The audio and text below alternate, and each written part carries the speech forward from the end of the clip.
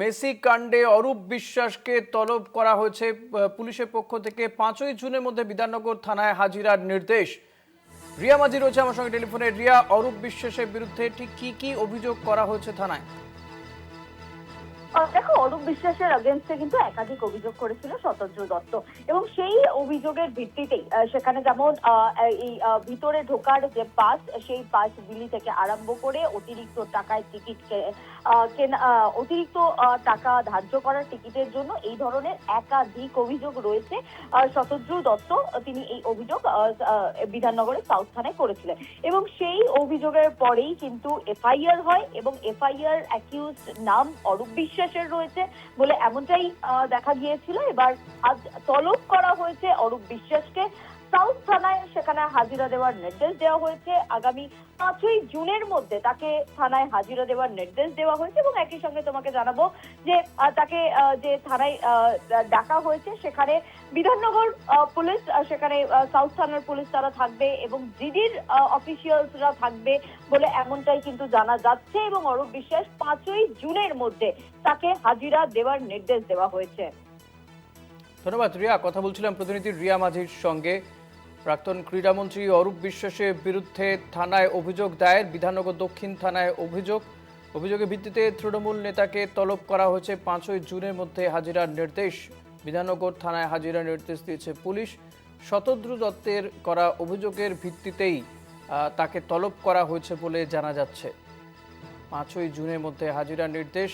তৃণমূল নেতা অরূপ বিশ্বাসকে যুবভারতীতে যে মেসিকে যে নিয়ে আসা হয়েছিল, সেখানে যে বিশৃঙ্খলার ঘটনা, সেই ঘটনায় কিন্তু তলব করা হয়েছে প্রাক্তন ক্রীড়ামন্ত্রী তথা তৃণমূল নেতা অরূপ বিশ্বাসকে।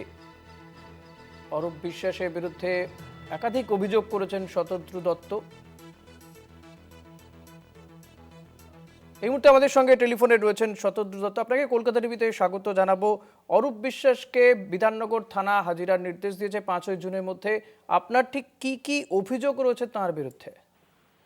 নমস্কার। প্রথম অভিযোগ তো ছিল টিকিট। উনি যে আমার থেকে গাড় জোর করে যে টিকিটগুলো, কমপ্লিমেন্টারি টিকিটগুলো নিয়েছিলেন, উনি বেঁচেছিলেন। উনি আর ওনার সব পাগড়েতে উনি বেঁচেছিলেন। এটা তো একটা সবচেয়ে বড় অভিযোগ ছিল। তারপর উনি গাড় জোর করে যে অ্যাক্রিডিটেশন কার্ডগুলো উনি করিয়েছিলেন, তার মধ্যে ওনার দুই ভাইজির অ্যাক্রিডিটেশন কার্ড করিয়েছিলেন গাড় জোরি করে অ্যাজ অ্যান অফিসিয়াল, আর আরো অ্যাক্রিডিটেশন কার্ড আমাকে চাপ দিয়ে করিয়েছিলেন। সেটা একটা এক্সটর্শনের মতন, সেটার জন্য অভিযোগ করেছিলাম। মাঠে গাড়ি করে ঢুকে আমার শো ফ্লোটাকে ভেস্তে দেওয়া এবং ইভেন্টটাকে সাবোটেজ করা, সেই 3টে অভিযোগই করেছিলাম। প্লাস উনি নিজে জেনেও উনি শো ফ্লোতে পাচ্ছিলেন না, তাও উনি যে মাঠে ঢুকেছিলেন, সেই ক্রিমিনাল ট্রেসপাসিং এরও কেস আমি করেছিলাম। শতদ্রুদা, আপনাকে এই ঘটনার মূল অভিযুক্ত করে আপনাকেই গ্রেপ্তার হতে হয়েছিল। এখন দাঁড়িয়ে আপনি কি চাইছেন? আমি চাইছি যে ইনভেস্টিগেশনটা ইম্পার্শিয়াল হোক। কে দোষী সেই সময় তো ইনভেস্টিগেশনটা ইম্পার্শিয়ালি হয়নি। সেই সময় আমাকেই ভিলেন বানানো হয়েছিল। আমি মেসিকে আনবার পরও আমাকেই ভিলেন বানানো হয়েছিল। সরকার নিজের মন্ত্রীদের বাঁচাবার জন্য এবং নিজেদের ইমেজ বাঁচাবার জন্য আমায় স্কেপগোট করেছিল।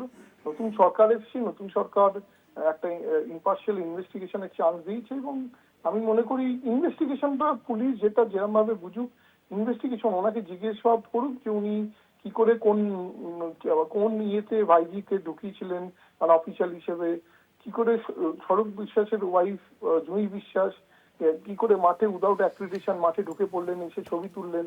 এসবের উত্তর হওয়া থেকে ওনাকে যাওয়া উচিত যে উনি এত যে কমপ্লিমেন্টারি টিকিট নিয়ে কিরম ভাবে কি করেছিলেন সব ইনভেস্টিগেশন। আমি তো যা এভিডেন্স দেওয়া দিয়ে দিয়েছি পুলিশকে। এক্ষেত্রে কি আপনার মনে হয় যে আপনাকে স্টেপগোট করা হয়েছিল? অ্যাবসলিউটলি আমাকে স্কিপগোট করা হয়েছিল, কারণ আমি তো আর প্রতারণা করিনি যে মেসিকে বলে অন্য কাউকে নিয়ে এসেছিলাম। আমি তো মেসিকে বলে মেসিকেই মাঠে নিয়ে এসেছিলাম।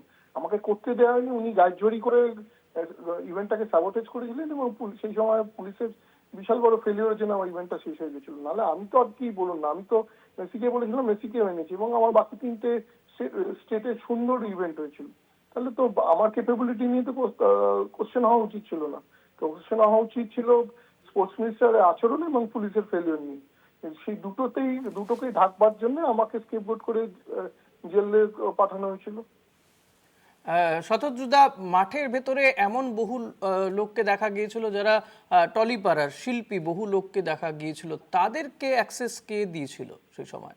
না, আমি তো এই দেখুন, টলিপাড়ার কোনো লোক মাঠে ছিল না। আপনার যদি শুভশ্রীকে মিন করে থাকেন, শুভশ্রী মাঠে মেসির সঙ্গে কোনো ছবি তোলেনি। শুভশ্রী তুলেছিল হায়াতে আমার মিট অ্যান্ড গ্রিট ইভেন্টে, যেটা স্পন্সার্ড ইভেন্ট ছিল, যেখানে শুভশ্রী একটা স্পন্সরের ব্র্যান্ড অ্যাম্বাসাডার ছিল। কিন্তু শুভশ্রী মাঠের ভেতরে কোনো ছবি তোলেনি মেসির সঙ্গে, এটা আপনাকে আমি গ্যারান্টি দিতে পারি। নিঃসন্দেহে। শতদ্রুদা, লাস্ট প্রশ্ন আপনার কাছে রাখবো, যে এই বর্তমান সরকারের উপরে আপনি কতটা মানে আশ্বস্ত বা কতটা ভরসা রাখছেন যে এই ঘটনার তদন্ত নিরপেক্ষ হবে এবং আপনার মতে যে দোষী বা যারা দোষী তারা সাজা পাবে?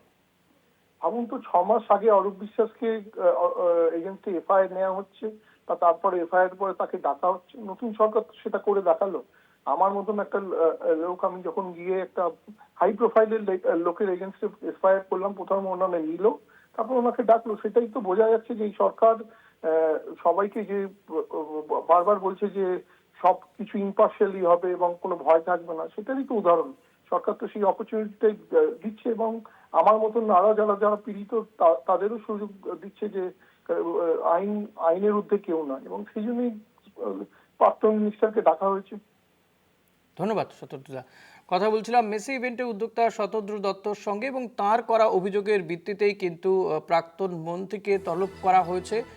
অরূপ বিশ্বাসকে 5ই জুনের মধ্যে বিধাননগর থানায় হাজিরার নির্দেশ দেওয়া হয়েছে।